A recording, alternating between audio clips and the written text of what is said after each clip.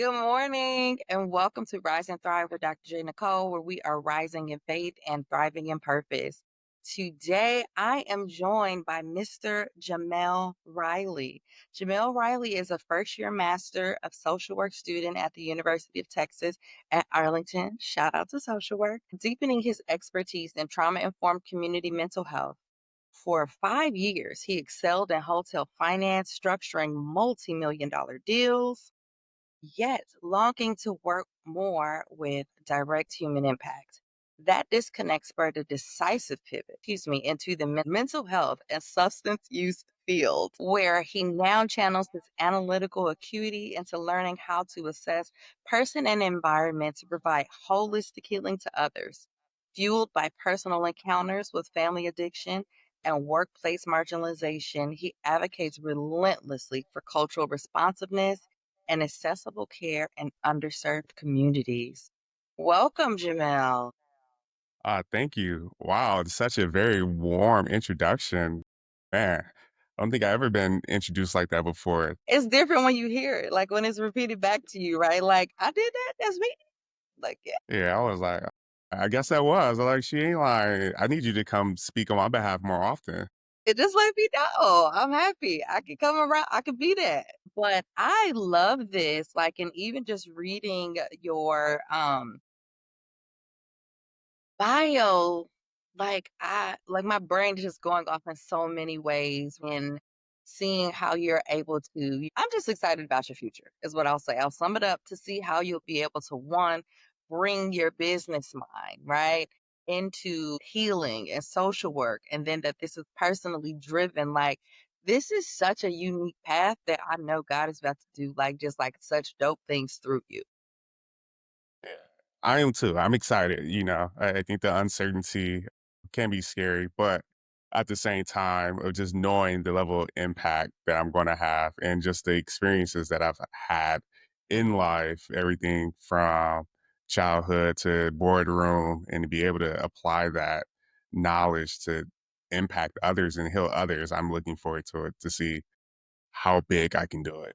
Absolutely. Listen, when it's with God, it's gonna be real, real, real big. And a couple other things. So, Jamel, you're also a Morehouse man I am. and a member of Kappa Alpha Psi.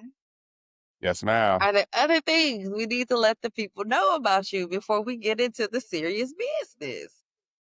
I am a Georgia State Panther. I am also a Georgetown Hoya. Agreed up. And then also, former Big Brother, former Mentors Care mentor. I think it's very important to be active in your community and leave an impact, a lasting impact on individuals' lives. So, out of those organizations in universities and colleges you named, I will say the most rewarding things are me being in the community. So I just want to make sure those things aren't left off. Yes. And speaking of community, tell the people where you're from because y'all be real proud. Originally from Detroit, Michigan, 313 stand up. Listen, that's so funny because my sis was on here. Uh, she goes to my church. She said the same thing, like 313 stand up. So I love it. I love the pride. And we all have that, and that's important to have. But like the D, y'all different. Oh yeah, Y'all, hey, y'all are we build different. different. But everyone from Detroit, they're a good person if you meet them Automatically, outside of Detroit. being from Detroit, you're a good person automatically. Yeah, if you make it outside of Detroit, yeah, If you're a you good make it person. out. I'm just trying to It's think some about good who I people know from inside. Detroit. And that's like, were any of those bad people? Or like people that I'm like, and yeah, you're right. Maybe you're right. Yeah, you never had a bad experience with a Detroit person. Okay. So speaking of like getting out, today's episode is going to be focusing on becoming, right? Becoming you and finding your identity in God through some of life's toughest seasons. And so it can be quite a journey to really like do that. And I don't think it's a journey that ever like really and truly ends, right? Because God is constantly working in us. But also this journey, it could be one that's filled with clarity, it could be confusing. Sometimes we get confirmation, and then other times we're being stretched or being like refined and like feel like we're walking through fire. But the beauty of it is that we come out unburned. We don't smell like smoke, we don't have soot on us, because that's what God will do. And knowing who you are and God is a huge part of that process. And what allows you to make it through and give you the courage to make it through and to keep going. And so it can also be challenging as well, and trying to stay grounded in your identity as you're going through these different spaces and places, right? We're going to have like a deep and honest conversation today, just really about what that means to walk confidently in your God given identity and how to stay rooted while still evolving, and what to do once you've gained that clarity about who you are. All right. So, talk to me a little bit just like about your background and identity. Man, where should I start? You want me to start from the Detroit days or Okay, let's start from the beginning so that because if we're talking about becoming, right, we got to give the people a little bit of foundation. okay. So, of listening to your description of, how people become. Like, is it through just a revelation? Is it through trials and tribulations or trial by fire? I definitely will say my life has started trial by fire. Okay. Just growing up on the east side of Detroit and just thinking in the 90s, you're still feeling the impacts of the crack epidemic, and just being a child or a product of a substance abuser, and then also a product of someone who ran the streets, that created a very colorful environment for me growing up. Uh, Honestly, I can say that I've seen things as far as people using and shooting up, even to at one point of realizing of aiding my mother by getting tools to assist her with heroin use. And as a child, you do what is told of you to do because you have to listen to your parents, despite you not liking the result of what happens. And I think at that age, I'm roughly around 6 at this time, Hmm. I didn't quite understand what was going on, but I knew that I didn't like when mommy did this. Yeah. And so to acts of that, and then now being older and realize this is what was happening and this is the part you played in it, it's difficult. I will say I'm fortunate enough I don't hold any like shame or guilt in myself, and also no shame and guilt in where I come from or like my parents. But yeah, to even take a step back. So lost both of my parents, lost my dad when I was 3, um, to gun violence, and then my mom at the age of 8 to drug overdose. Yeah. In between that time of growing up in Detroit up to 8, of seeing things of dead bodies on the ground or unalived people, seeing just substance abuse very rapidly, Mm-hmm. in my home and outside of my home. And then also didn't grow up in the most ideal conditions. I'll say, by the grace of God, I truly say by the grace of God, of having grandparents to be able to step in and to take care of me, my brother, is truly what helped me and saved me. And specifically my grandfather, because my grandfather, he was a old school guy from Mississippi, born and raised before moving to Detroit. And one thing he didn't play about was church. Uh-huh. From the time I moved into his house until I left to go to college, every Sunday, it doesn't matter what you do on Saturday, you up in the morning and you're in church. Hmm. I don't care if you're sick. I don't care if you're missing a toe or limb, like you're going to be in church. So I will say, like my whole adolescent years, I grew up in the church, and that created a great foundation. And then also, in some extent, served as a sense of therapy, that I did not know I needed later in life. But it was through those foundations that I could even realize that. Yeah, thank God for grandparents and just for family members that stepped in. So I, like you, have a history that includes parents that struggle with substance abuse, and didn't end up, growing up with them. I was my great aunt who raised me. So I can resonate with that. And I was really glad to hear you say that you weren't like experiencing like shame and guilt about aiding your mother. And the reality of it is you didn't know what you were doing. You were being an obedient son. You were doing what your mom told you to do. But there are some who could internalize that and allow that to really hold them hostage emotionally. So I'm glad to hear that and that you've done your work. So all right, the backdrop of Detroit and the this means Meech and Terry is running the streets and whomever else, right? Like for any to be a Myth fans or whatever. But this is your background, right? Like this is the backdrop you're growing up in. How do you, and then having this strong grandfather who's like not playing about it.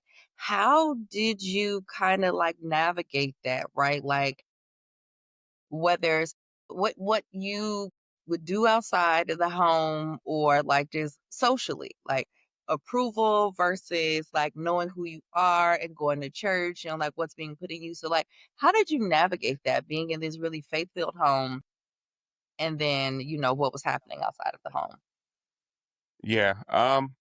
I would say I definitely think it's pretty hard to or difficult to navigate the two. At home, it's pretty easy because your caregivers, they're there to love you and nurture you and care for you. So you don't have to put on any face to exist. However, like growing up in Detroit, you definitely have to put on a face in a sense, indoor, be okay with being an outsider. And for me, I just always had to be that outsider. I think luckily enough, I was social enough that, growing up as a kid, I was cool with all of the other kids growing up. So as we became older and we started to vary in paths, it wasn't a total disconnect with the kids in my neighborhood. It was like, oh yeah, we used to play together. So as they're going and like breaking into cars or they're going to like break into people's homes and robbing people, I was never a part of those things. Mhm. But also, whenever they see me out, they might have some jokes like, oh, there go Mel, the nerd, because, I always excelled in school.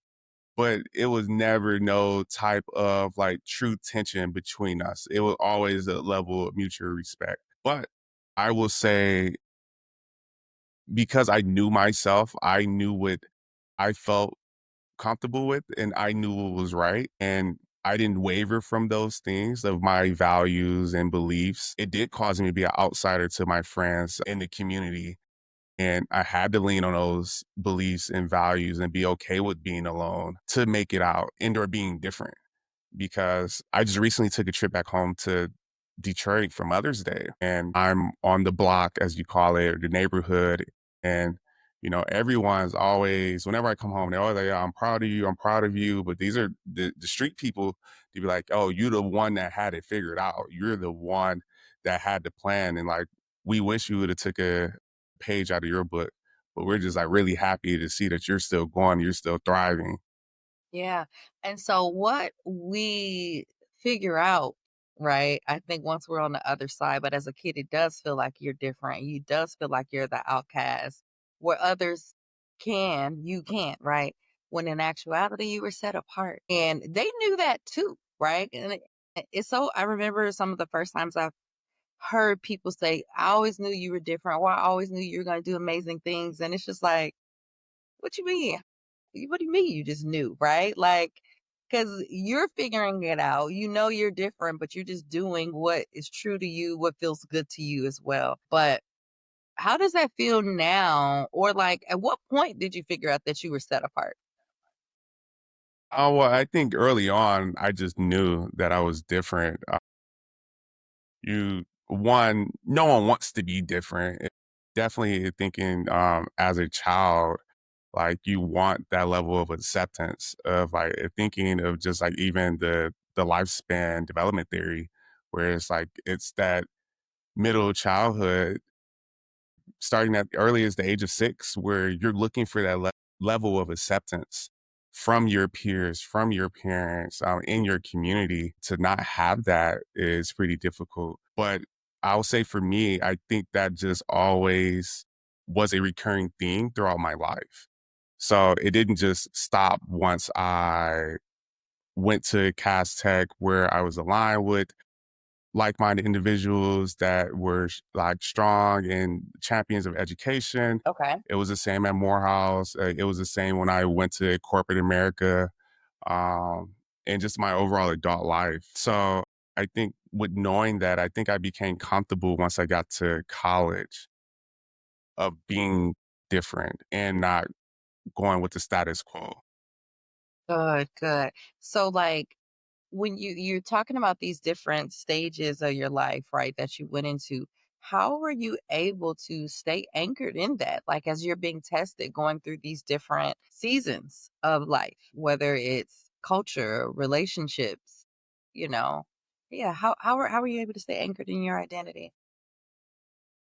I think it's important first and foremost to know yourself. You have to know what you believe in. You have to know your values, because if you don't know your values and beliefs, like, you will believe anything. You will champion anything. So of knowing that first and foremost, it makes it easier.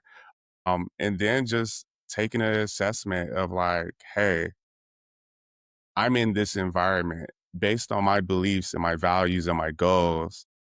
Is this environment or relationship, is it conducive to that or not? And, if it's not, then for myself, I create boundaries. And I will say that boundaries are really important if you are trying to go anywhere, if you're trying to achieve goals, if you're trying to keep a peace of mind and just better yourself. Boundaries, which I've had to set to family members, friends, employers, and they're really there.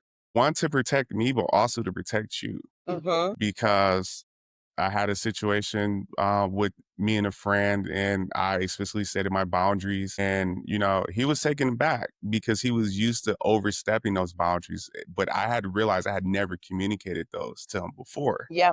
So this is why he was shocked. And I told him, like, hey, these boundaries are set here so I don't have a level of resentment towards you, and we can have a healthy relationship. Now, if they don't work for you, then I can understand that, and then we need to take another course of action. But I'm a huge, like, champion of boundaries. That's one of my favorites. And so we're gonna have you back and we're gonna have an episode just on boundaries. Okay. Because boundaries, that's a whole thing, and there are so many people who are programmed to have low or no boundaries, and they don't even know that that's what's happening, or people don't know what boundaries are, or they've been conditioned and been in environments where that's what's been happening in their family life, and then they go out and then they do that in their friendships, their romantic relationships. They do these things at work, and people will allow it. And I think there can be like a certain level of awareness, right? If you depending on what the boundary is, and if it's something that's going to benefit you, and you apply a little pressure, right? Like, let me persuade you a little bit, right? But when it's clearly communicated, that's really important. And then I also think when sometimes people who push boundaries, they don't always have boundaries, and then they're surprised when a person does set a boundary. And it's like, how dare you? I would never do that to you, but I wouldn't be asking you to do that on the other side of it, right? Right. And I want to go back a little bit further. So you started this out and you were saying to know yourself. So somebody's like, well, how do you know yourself? Right. Like, and especially if this is a person who may be a little bit lost in that, or maybe their guidance, their upbringing didn't support their the identity that God put in them. So you get what I'm saying? So yours has been clear for you. What would you say to a person who maybe it's a little more murky for it to get to knowing self? First and foremost, I'll say trust your intuition. Your stomach, your gut would tell you everything that you need to know. And just think about what makes you feel comfortable. What the values align with you. So if you like respect, you like being treated kind, that is something that's a value of yours. That is something that you hold in high regards. If you like service, then that's something that's high on your priority list. Also, I'll say look at like your interests. So your interests would tell you what your values are. Tell me more about that. I like where this might be going. Yeah. So like one of the big things for me is community service, where it's like, okay, so like my one of my values is giving back to others because I truly enjoy helping others through mentorship or through advocacy work or through just like community beautification projects where, that would be a thing. Let's see another interest where it's like, okay, reading. I like reading a lot or listening to podcasts or audiobooks. And it shows like a thirst for knowledge and also a sense of being open minded. So, okay, you like to read, so you like to get a lot of different perspectives. So, you might not get along with someone who's closed minded, or it might be a little bit more friction if you're interacting with someone closed minded, if you're open minded. But I think where you spend your time at will truly tell you where your values lie. Love that. So it's those organic things, those things that we take for granted that we think are normal.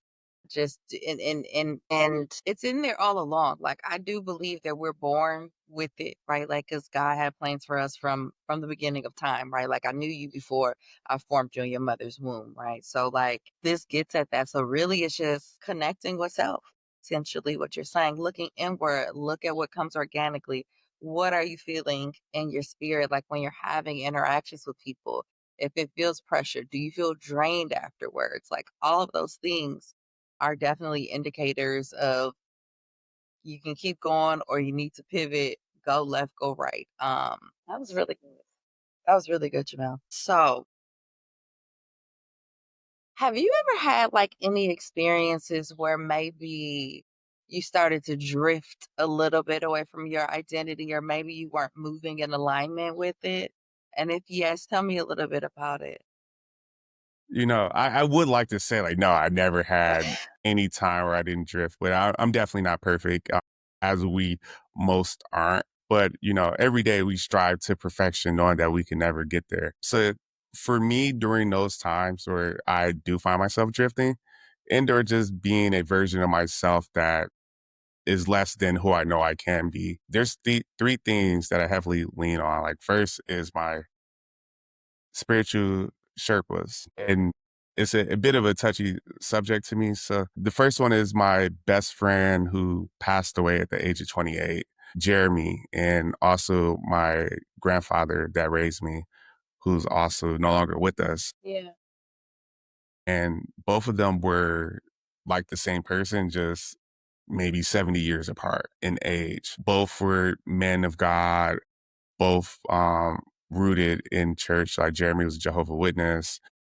And despite having a little bit of different beliefs, you know, we always found a commonality between the two. My grandfather, when during those times where I don't know what to do or I'm in a situation where I was like, I need some guidance, I always reflect on what would they do in my situation, you know, and based on what I have known about them and what they've taught me, I'm more comfortable in leaning in that understanding in times where it might be a decision that I might not make the best decision. Uh-huh.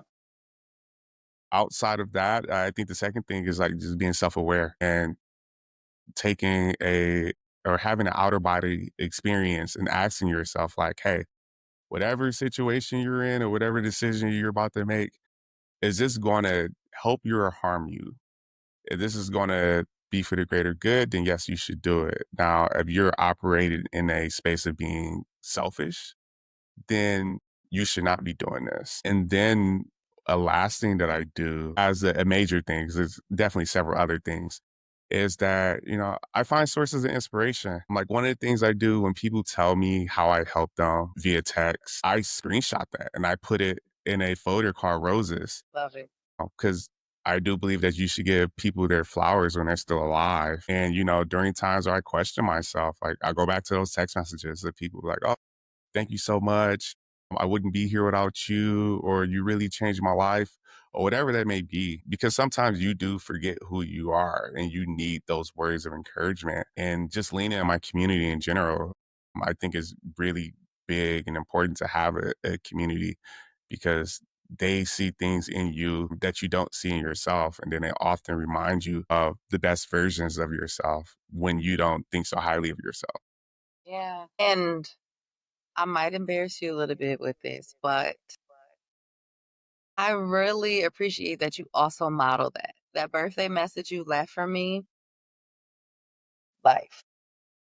Of And I course, made of sure I course, saved it for a similar time. Like that sometimes we have those moments where it's like, and then you need to just kind of like reconnect and just like with who you are, why you're doing it, the sacrifices, all the things like as you're moving forward and purpose. So I want to say thank you again for that because I definitely didn't expect it. And I was like, I feel seen.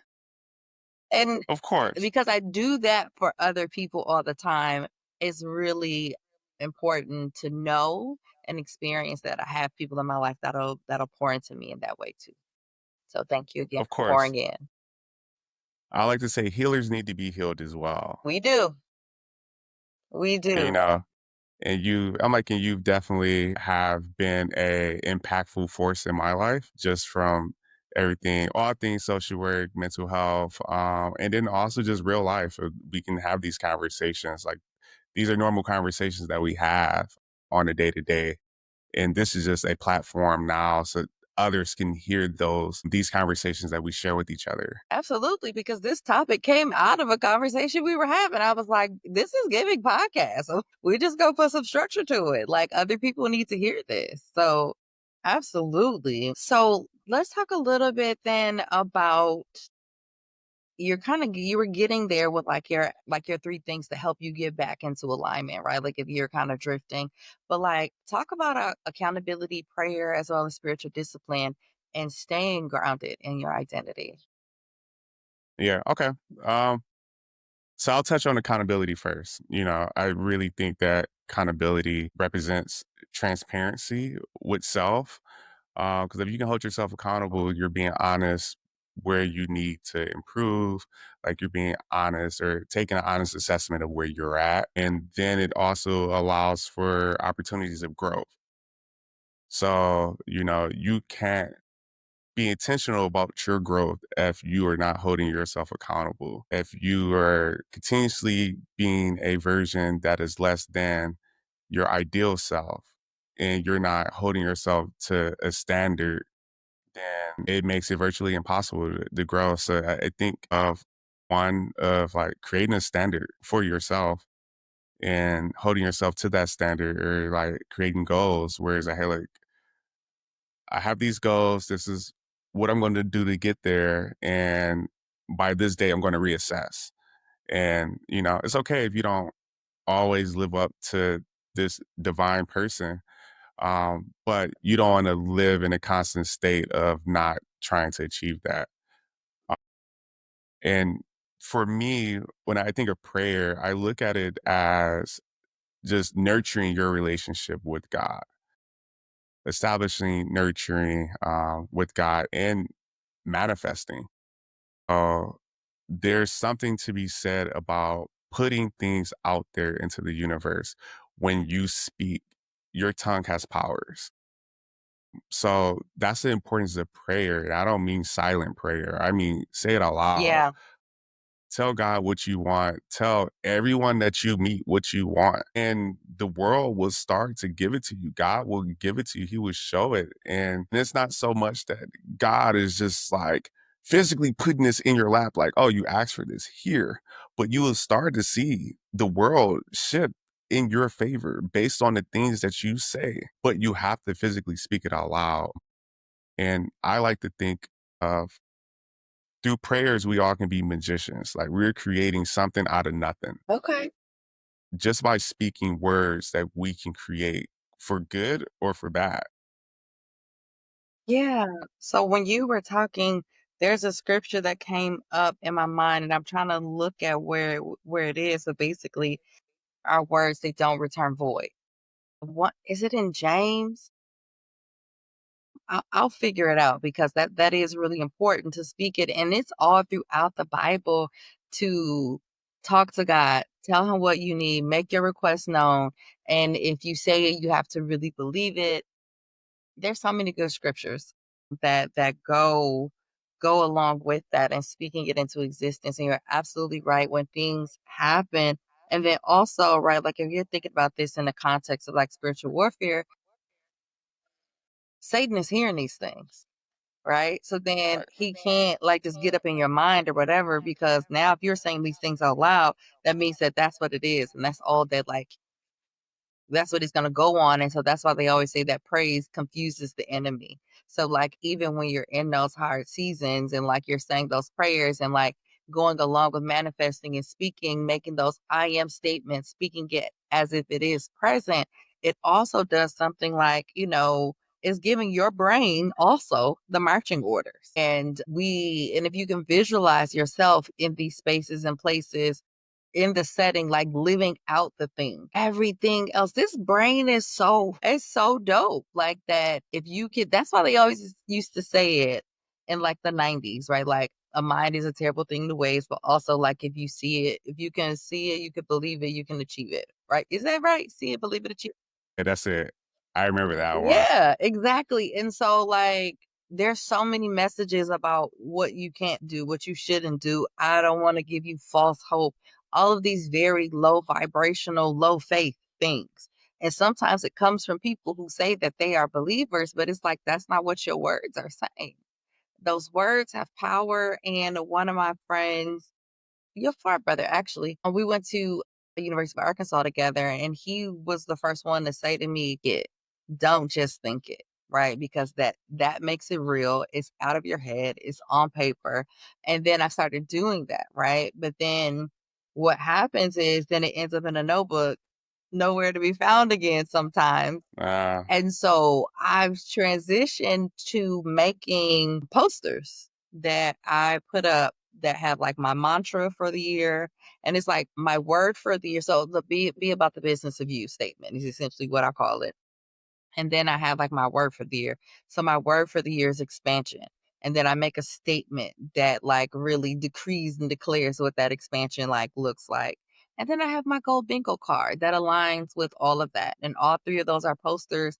I see them on a daily basis, and it's a reminder, and it's so powerful because you put it out there, your brain sees it, like you're reading it. So when I read, I hear it, all the different ways that our brain is processing it, that everything else just kind of goes to work.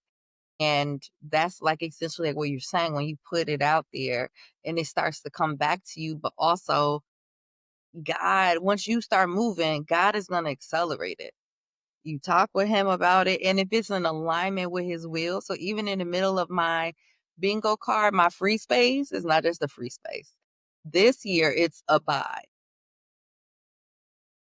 With the cross in there, like, that's where I wanna be. I wanna abide in him, in he and me, and, from there, you're gonna continue to, like, just keep bearing fruit, like, you're gonna reap a wonderful harvest, and it's just so interesting. So my mind was just going somewhere. I'm just like, "Dang, girl, you really are a church girl." And, like, people used to call me a goody two-shoe and all these things growing up, but it's like, you I guess that's consistent. When I forget where I heard it, but they were saying how being called a Christian used to be almost like I don't know, Bad thing. yeah, like a bad thing or like a slur. They used to say it to like tease. It would be like derogatory, to be called a Christian. And then when you think about growing up, being set apart and different, where you're like, no, I want to do that. Like people, did you ever experience like people like making you feel bad about, or like you said, they called you a nerd earlier, but just like, other times where it's just like, no, that's not me. I'm good on that. I would say, well, before I jump in that point, I want to go back and stay on that last point for a quick Spiritual second. discipline. Yeah. So even before that, of saying about manifestation and kind of just like seeing things, and you mentioned like writing it down, and like one repetition is king in your mind. It's a beautiful thing, and if you, like, really use it in IE, like, continuously seeing things that you want, your goals, if you're speaking it to individuals, like, your brain is continuously hearing this narrative, and it starts to unconsciously move towards those things and, like, put you on the path to achieve those things, and also it goes back to accountable. Now you said this out loud to God. Now you said this out loud to individuals. Now people are expecting you to do these things that you say you're going to do. You know, now that you've sat with God and you asked for these things, He's expecting you to take action. Mhm. And He's there. He's going to help you. He's going to give you what you need. But He's expecting you to And you not gotta just, work. yeah. So once you speak things and you write things, it's time to go to work. And then the last point on that, spiritual discipline. I think spiritual discipline, it's a direct reflection of your relationship with yourself. If you're disciplined, that's your anchor. And if you don't have spiritual discipline, you can be pulled in each and every direction. It's usually of the direction of the world. It's very easy to get caught up in worldly things because we live in the world, but it doesn't mean we have to be a part of the world. But if you don't have that discipline, like you don't have a strong anchor or foundation, then it's very easy to get swept up in that current. You know that's a scripture. I did not know that. That is a scripture. And it's so funny that two of the scriptures you're talking about, they're right in the front of my journal that I'm in right now. That's the one about a double-minded man is like a wave being tossed about, unstable in all his ways. Okay, okay. I Yeah. like that. I I was had like, no and you were idea. using the current and the water thing, and I was like, do it. No, but I do know from personal experience, like Uh-huh. it's very difficult to be of the world and living your purpose, which I believe your purpose is given to you by God, Uh-huh. where you have to let go those things to truly walk in your purpose. Yes. Yes. Yes, I found this scripture and it aligns with manifesting and believing and speaking too. So it's in James and where do I want to start? 'Cause, this is actually good. Consider it pure joy, my brothers and sisters, whenever you face trials of many kinds, because you know that the testing of your faith produces perseverance. Let perseverance finish its work so that you may be mature and complete, not lacking anything. If any of you lacks wisdom, you should ask God, who gives generously to all without finding fault, and it will be given to you. But when you ask, you must believe, not doubt, because the one who doubts is like a wave of the sea, blown and tossed by the wind. That person should not expect to receive anything from the Lord. Such a person is double minded and unstable in all they do. That's really just your whole response was summed up in James chapter 1. That was verses 1 through 8. And I think it's so important. It's so important to understand that and believe that because it would just save you from so much turmoil and chaos outside of the inherent chaos that you need to be a part of your story. Right. Think about the Israelites. They could have been home a lot sooner. Whole lot sooner. Whole lot sooner. And I love what you said there too, which goes with the beginning of this verse too, in that you will have, trials.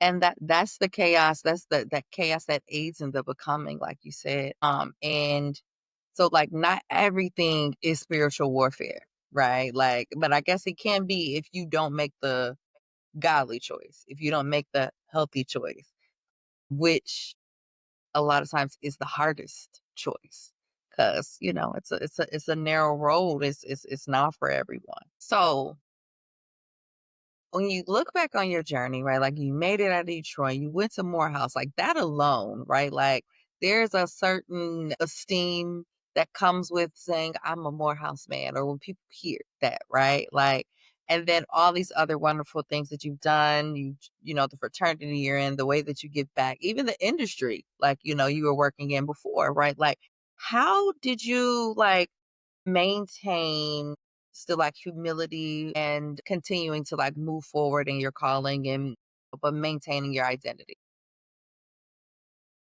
So I think the first thing that comes to mind is this old quote of you put on your pants one leg at a time, just like everyone else. And having that in my mind, like, hey, you're no different than everyone else.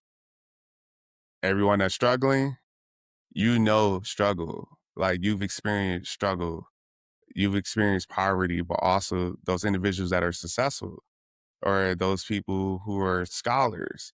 You're smart, you're rich, you're wealthy. And there's no difference between the person, the impoverished person, and the wealthy person.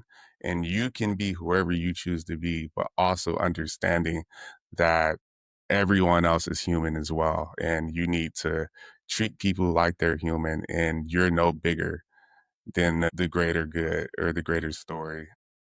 Yeah. And even when you were saying about there's no difference between the wealthy and the impoverished um in that regard, but I think mindset is for anyone because a person could be born wealthy, but if they have like a poor mindset, like, they're not gonna have a good life either. Even though we think that money and like wealth is the answer, like yes, it very much gives us access and can make life easier. But there are still people who have everything and they're miserable. Yeah, I agree. And I'll say another thing that helps me to be rooted is traveling. Hmm. If you have not had the opportunity to go out the country, I know you have. I know. I thought I was assuming that was for the audience. Yeah, I know you have. You've been on some jets lately, You but better if you speak haven't had the jets. opportunity, You better speak them jets into my life. You don't even know what you just did, but go ahead.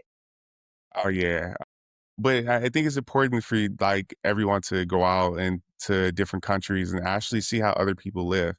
We in America think that we have it bad as far as living conditions, and then you go to somewhere like I remember when I was in Thailand and I saw people walk miles just to fill up water containers at a paid water station to walk back to their place. But you interact with these people, they're happy as can be or Guatemala where people were walking like through the jungle and like mountains to get to this hospital to make sure their children had care.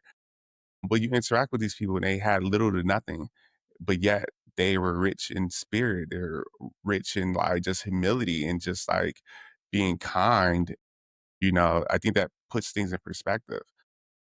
Whatever you think you have, it could be a lot worse. Having a practice of gratitude and appreciation for the things that you do have helps being grounded. Yeah. Yeah. So I'm thinking about Thailand as well when I went, and they were just some of the nicest people. Like traffic was crazy in Bangkok, but outside, Yeah. like people are just like just nice and genuine. I really liked Chiang Mai. It was so chill there. What parts of Thailand did you go to? I've only went to Bangkok. I was supposed to be there for a weekend and got stuck for a week. That sounds like a blessing. But It was a blessing. I had some of the best food of my life. yes, yes, yes, yes. Would you go back to Thailand? I will go back Okay, okay. Because I gladly. was gonna say I could easily go back because I was there for almost a month, so that's how I was able to do Bangkok, Chiang Mai, and Phuket. And Phuket was not all that it's cracked up to be. Okay. Is that where the elephant sanctuary is They at in Phuket? they have some up north too. It depends on where you want to be. There's elephants everywhere. In Phuket, now Phuket, I would say go. You don't have to spend a lot of time there because that's like where the big Buddha is. They opened a newer tiger place. I think it's just called like Tiger Park. And it looks a lot more humane, I think, than the one that I visited outside of Bangkok. So it just depends. Because one of my friends, I know she did the elephant sanctuary. Was it in up in Chiang Mai? She did one too, but they have them everywhere. But I did elephants in Phuket too. So anyway, we look traveling. That could be a whole other podcast, but that the people there were absolutely amazing. And I totally agree with you and how travel is a way to just help you be more grateful for what you have and push you to do more. Because like I remember the first time I went to the continent, we were on a service learning trip. This was my first for real international trip. I Okay. didn't What count the part of Africa Bahamas. were you in? Huh? Where in Africa were you? So we were in Cape Town. So the school, Howard University School of Social Work does a service learning trip every spring break, and we go to Cape Town. So one of our prior deans, Dr. Kudor Snell, is from Cape Town. And like his family was affected by apartheid and we're displaced. And so with Howard having the black perspective, like in internationalization, being a part of one of our principles, it made sense that we go back. We just going there, you see, just like you're describing, you see what it takes for what we can just hop in our car to go do and we still complain about. And like you said, they have to get up, they have to walk miles, like, or it literally takes a village to do this one thing that we can do individually. And I think one of the things I really appreciated is how like nothing was wasted. They took I saw bottle caps turned into things that I would have never had the mind to think of, but to just make everything into something in that entrepreneurial spirit that's there. And here we're conditioned to just like go into the workforce. So yeah, the like going out of the country, it really definitely shifts your perspective and gives so much. It's so inspiring in many ways. Yeah. Um, okay. Now, this life thing can get tricky and doubt can creep in, maybe even a little self-sabotage, self-betrayal when our no really needed to be no, but we said yes because maybe we didn't have good boundaries yet. Like, have you ever experienced any type of like shrinking or self-sabotage when or questioned your identity? Well, definitely. Working in corporate America, I can tell you, myself and probably many other Black people show up in these rooms. And definitely in the beginning of your career, I can speak for myself. In the beginning of my career, I definitely walked in these rooms and totally forgot who I was, totally forgot why I was sent there. Mm, And I'm in these rooms and I am the only person or one of very few that's in there. And, I stifled my voice. Granted, don't get me wrong. It wasn't like it was the most, I guess, healthy environment for me to use my voice. But for several years, I've definitely walked in those rooms and like just minimized myself, believed that I should just be a fly on the wall. And it took a lot of just conversation with myself to be like, hey, you belong here. You deserve to be here. mhm. It also took, to some extent, having an advocate. So you can look at that in the workplace as someone that's championing on your behalf, but you can also look at that in your personal life as like people that are in your life that is one speaking good of you and also um guiding you along the way of like, hey, this is what you should do and this is how you should show up. And then I think of there was like one last point of like thinking of like self-sabotage. It's just knowing like, hey, this is where you're at already. Imagine if you decide to be bigger and to think bolder and actually be heard, what can happen? The worst that can happen is like you're not heard, but you're already not heard. So what do you have to lose? Yeah. It's like you have to, like, once you come into the awareness of it, like, become your own advocate, still take up the space. And it sends a signal, right? Like, even though Jamel's not just going to allow this to happen or just, he is still going to share regardless of how we're moving. And sometimes we can absolutely do ourselves a disservice when we don't take up space. So and I love that you said that too, because it makes me think about a promise I made to myself last year is that I would take up an appropriate amount of space no matter where I went. Not just take up space, but appropriate, because sometimes it is appropriate to go in and you're more quiet and you're listening and you're taking in. And then other times you're the lead, you're somewhere in between, but just allowing yourself to do that. And I think to build on that more, right? Like shrinking and self sabotage, people usually think of those as these huge, grand betrayals of self, or where you know you clearly made a bad choice. And it can be those small things that you're doing when you do that small thing that no one knows about that really goes against your value, where your intuition or that feeling in your stomach, it doesn't feel right and you still go along with it, or you don't speak up, or whatever the thing might be. Like, it's those small things that get us off track, right? That get us to drift out of our identity. And it's small, subtle things. And then when you look, you're like, how did I get over here?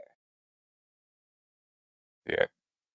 And just thinking back to what you just made the point about from shrinking to being your own advocate, that's how I essentially made the jump from hotel, real estate, finance to social work and mental health. It in my career of just, shrinking, but also hearing that voice, like that constant voice of God telling me, like, hey, you're supposed to be doing therapy and not also going to see a therapist. Absolutely.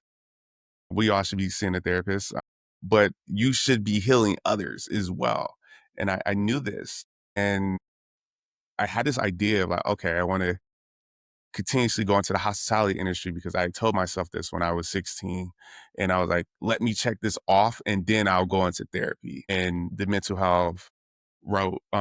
And throughout my career, is like, oh, went from shrinking to advocating for myself because I was getting tired of being mistreated. And let's just say the people that I reported to didn't like that I was advocating for myself. And I think of this quote that Nipsey Hussle said, would you rather be at peace with the world and at war with yourself, or at war with the world and at peace with yourself? Yep. And I sat and I thought, like, why am I doing this? Like, yeah, this was a dream that I had to own a hotel, in which And I I remember you still telling will. me that. And I was like, that's still very dope. And we can connect that with wellness easy. Yeah, and that's still very, very, like, in the forefront, just it's not the main goal right now. But once I realized, "Hey, what am I doing?" Like, I don't like to be in these spaces and environments. I know what I should be doing, and I've been putting on the back burner. I know you gave yourself this timeline of when you would do it, but forget that timeline. Now is the time. And I had that conversation with myself, and then I think probably like the next day or two, I was submitting the application to UTA to be a part of their social work program. And I look at I self-sabotage myself in that moment because I've known for years, for many years, that I should be a mental health therapist. And I was like, no, because I didn't want to let go of my old life. Like I was progressing in my career, I was making money, I was doing everything that society tells you you're supposed to be doing. Like even I think of like when I left my company back last August. I had just bought a house that May. So imagine in August, you're like, okay, peace. I'm gonna just enroll in school full time. And then I end up still in a struggle not to let go of my old life, accepted a job in DC, moved across country for this job, only for this job to be the worst job I ever worked in my life.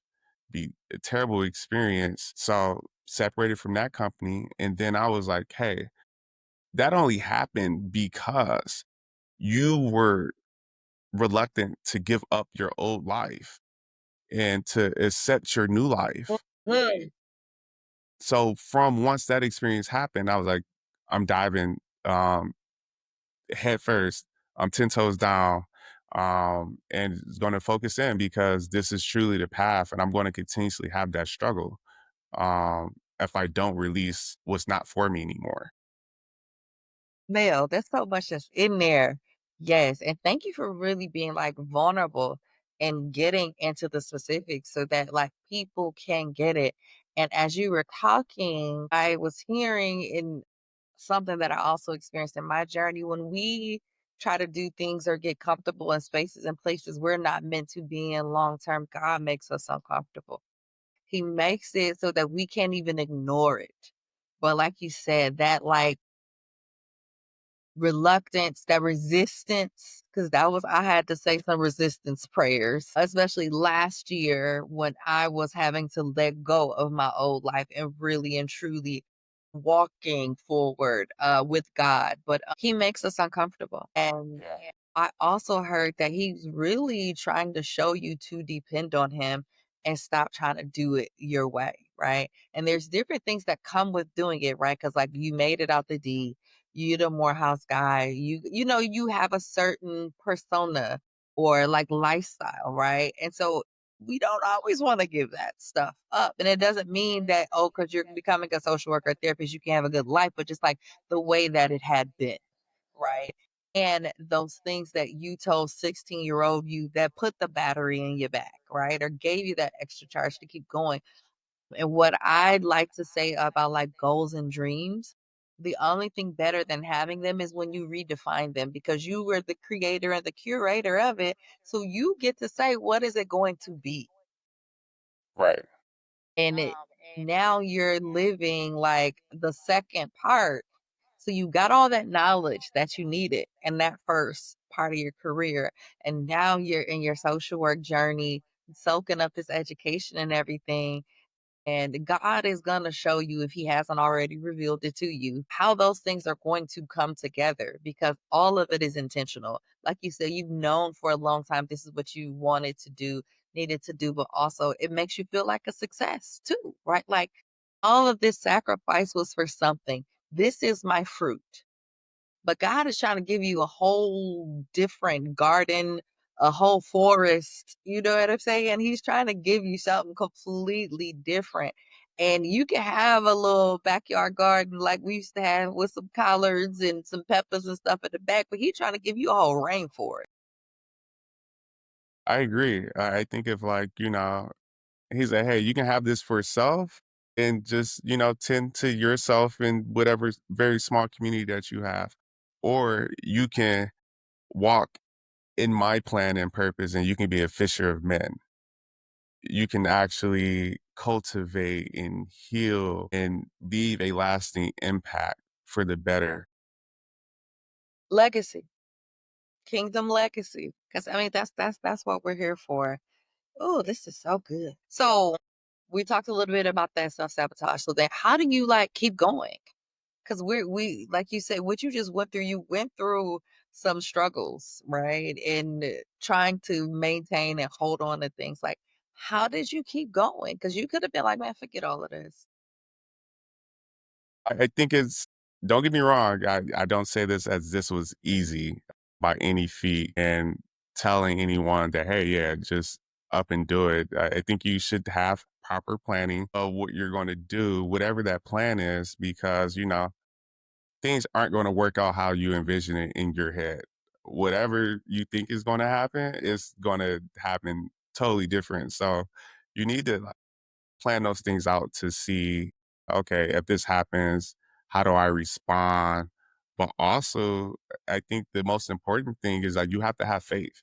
Like, if you don't have faith, if you don't believe in yourself, if you don't believe this is what God is telling you to do, if you don't believe in God, then what are you doing it for? Don't make the change if you don't believe, Mm. because you're going to be tested. And if you don't have that faith, you have to lean on that faith time and time and time again because it's going to be difficult. I know in this current season, I have so many different difficulties and uncertainties. And I'll just say, like, one, I would have never expected to be paying a mortgage and rent at the same time. That wasn't in the plan. I did not budget for that. Yeah, like you said, even though you planned, But you got to figure it out. And like during those times, like difficult times, you leaning on that faith. Like, I truly believe I am making the right strides and I'm walking in the path that is destined for me. And with that, I am willing to bet it all on myself. So I think that's the biggest thing for me. And also, I also don't advise this for everyone else, but I will say my upbringing has shaped how I view certain things. And it is a really raw and rigid outlook at times. And the thing that helps me get through, like, there's no plan B. That's given survival mode. Yeah, like, it's not for me, I look at it as like, "Hey, if this doesn't work out, Imma do something else." Like, there's no something else. This is working out. So, what that is working out is, like, you have to put everything that you have into it, and, everything does not work out as planned.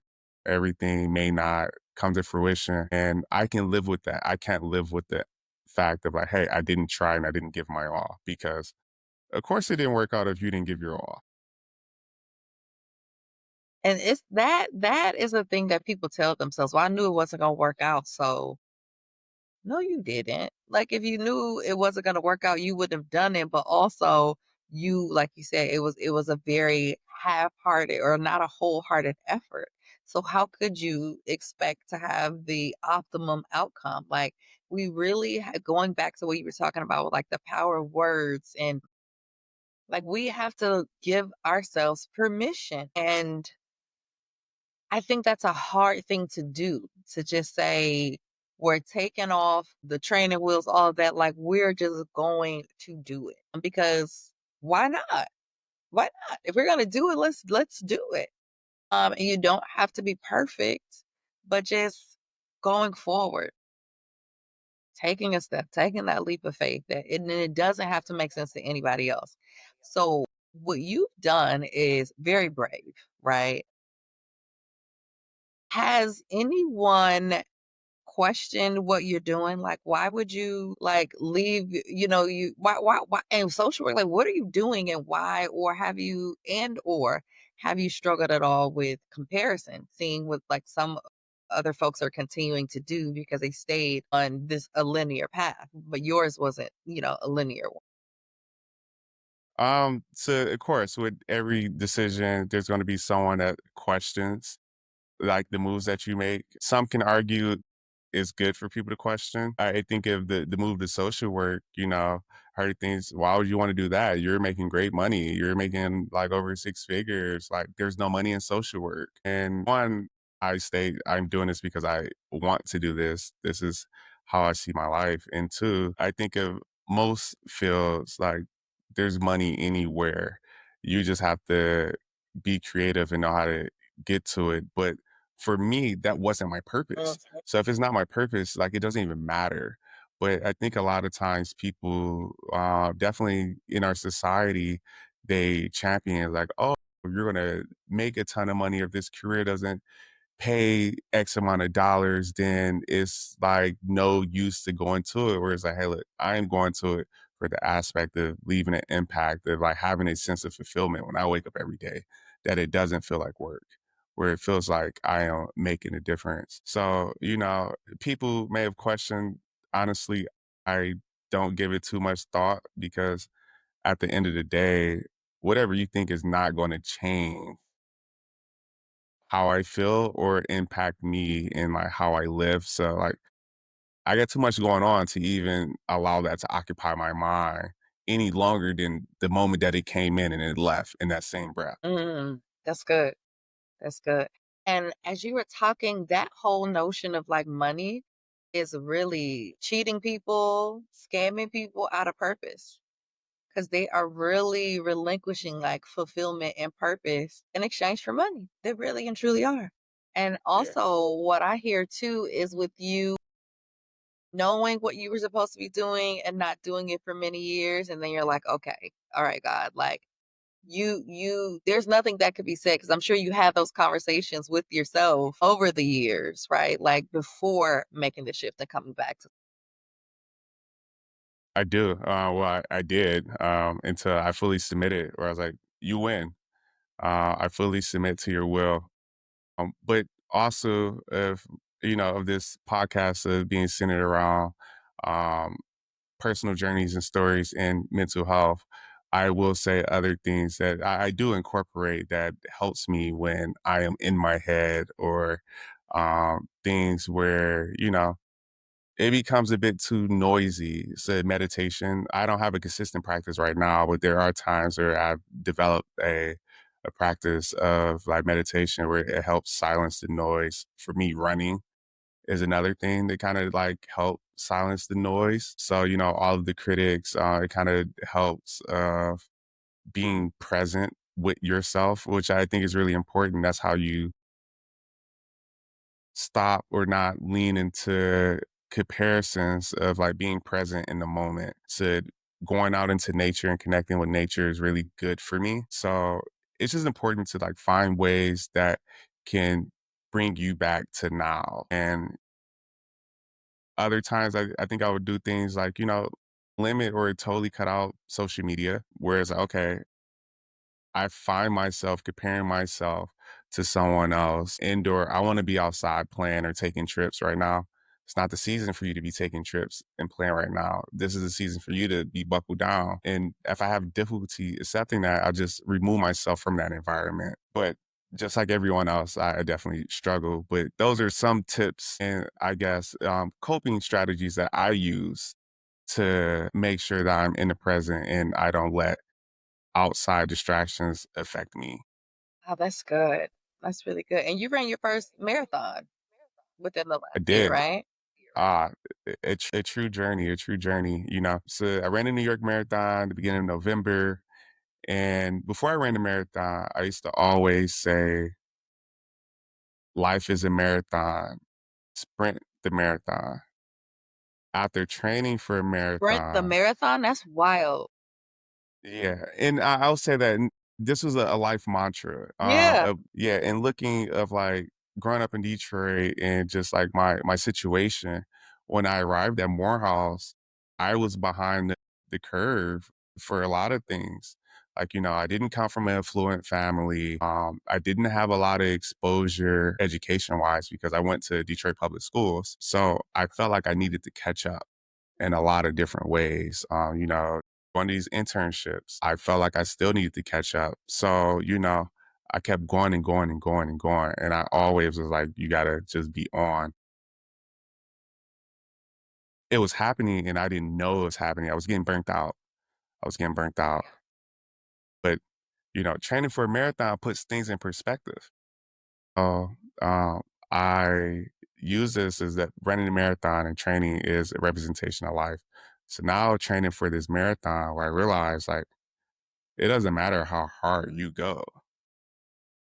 That's not going to get you to the finish line. It's about consistency. It's about showing up every day, like for training. And it also keeping the goal in mind. The goal is to finish.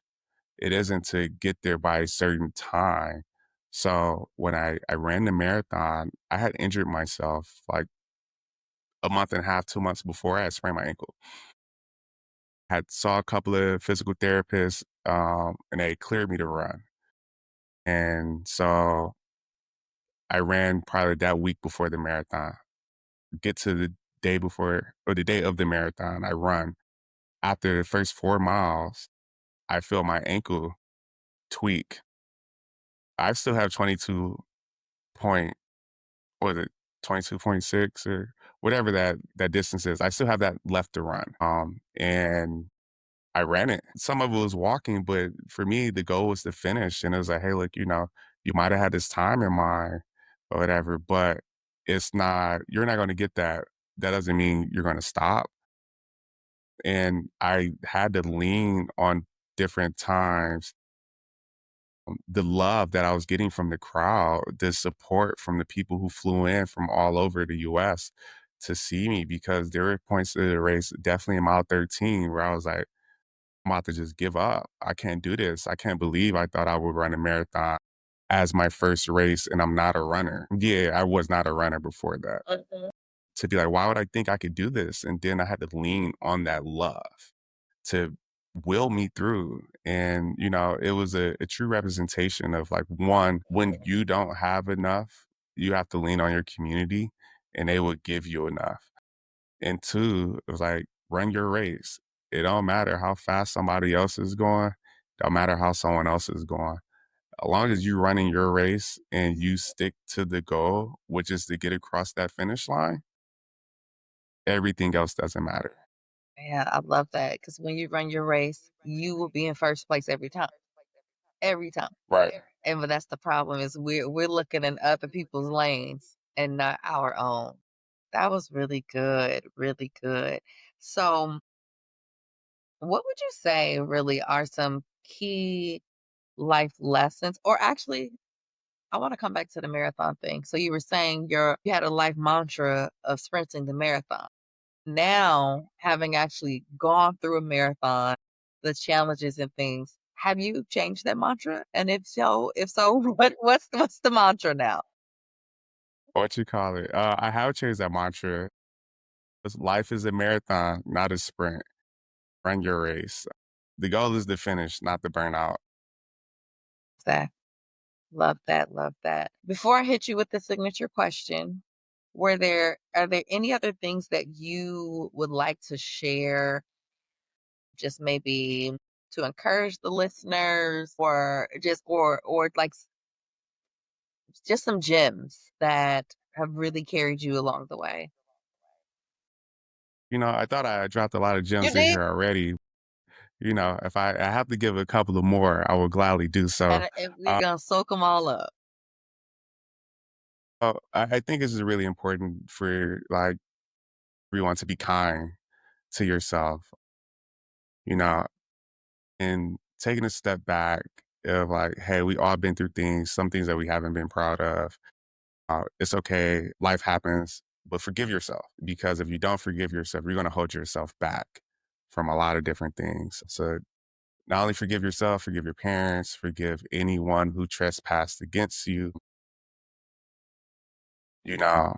And then two is like, hey, don't be afraid. Or like, life is gonna be scary. You know, change is hard, transition is hard and difficult, but it signifies growth. And the only thing that's scarier than growing is being stagnant. And, if you're not growing, you're decaying. So I think it's really important to, be okay. Take that leap of faith, accept that new job, take that mentor role or whatever it may be, or, go on that trip, answer that text from that person that you met to go to Bible study. You never know. It could change your life, literally. Literally.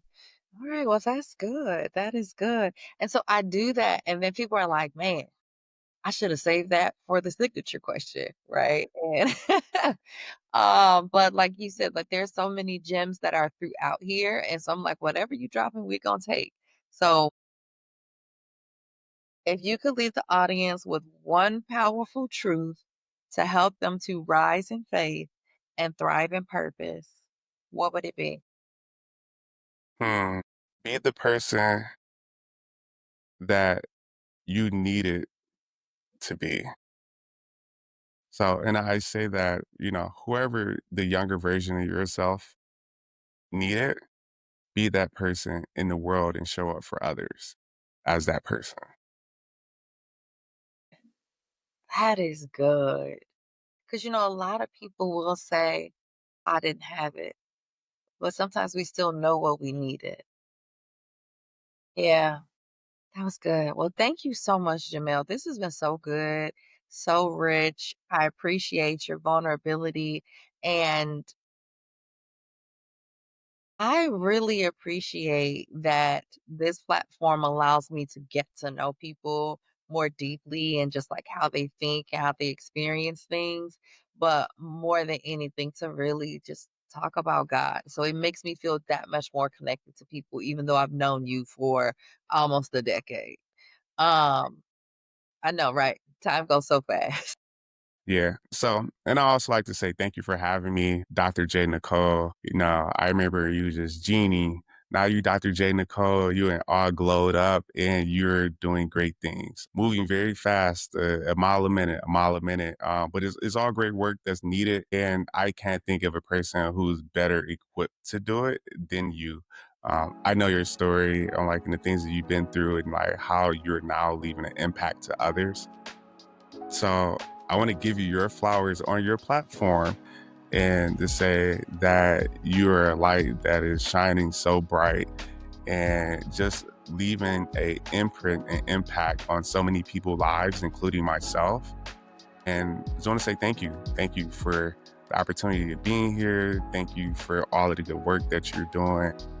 And I am also looking forward to continuously seeing what you have in store next. Thank you. Thank you. You about to make me cry. I'm over here tearing up. I ain't gonna lie. So yes, thank you. Thank you so much. All right, audience. So this is where we shift to you, where I want to encourage you to reflect.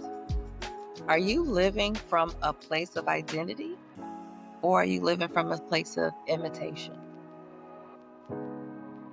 And then I want you to take action. So I want you to write down who God says you are and build habits that support that truth. And finally, I'm going to leave you with an affirmation. I am becoming who God created me to be, and I will not lose myself on the way. Well, I want to thank you all again for tuning in to another episode of Rise and Thrive with Dr. J. Nicole. Today's special guest was Jamel Riley, and I hope to see you next time. Remember, the merch is available, so you can go online, go to www.evolvewithdrjnicole, go to the podcast page, and you can click to shop the merch and wear your fave. Episodes drop every Tuesday morning. We are on YouTube, Spotify, and Apple Podcasts. And Jamel, I look forward to having you back to have that talk about boundaries. Thank you. I look forward to being back. All right. Well, take care, everyone, and I will see y'all next time. Take care.